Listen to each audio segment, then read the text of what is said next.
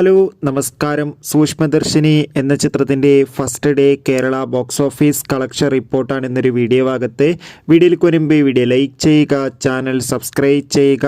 November മാസം ധാരാളം ചിത്രങ്ങൾ OTT റിലീസ് ചെയ്യുന്നുണ്ട്. നമ്മുടെ ചാനൽ ഭാഗം പരിശോധിച്ചാൽ നിങ്ങൾക്ക് കാണാൻ വേണ്ടി സാധിക്കുന്നതായിരിക്കും. ബേസിൽ ജോസഫ്, നസ്രിയ എന്നൊക്കെ പ്രധാന കഥാപാത്രങ്ങളായിട്ട് ഇന്ന് റിലീസ് ചെയ്ത ചിത്രമായിരുന്നു സൂക്ഷ്മദർശിനി.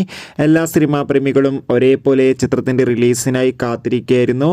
ചിത്രത്തിന് ആദ്യ ദിവസം തന്നെ മികച്ചൊരു പോസിറ്റീവ് റെസ്പോൺസ് ആണ് കേരളത്തിലെ തിയേറ്ററുകളിൽ നിന്ന് പുറത്തുകൊണ്ടിരിക്കുന്നത്. അതുകൊണ്ട് തന്നെ എല്ലാ സിനിമാ പ്രേമികളും ഒരേപോലെയാണ് സൂക്ഷ്മദർശിനി എന്ന ചിത്രത്തിൻ്റെ കളക്ഷൻ റിപ്പോർട്ട് അറിയാൻ വേണ്ടി കാത്തിരിക്കുന്നത്.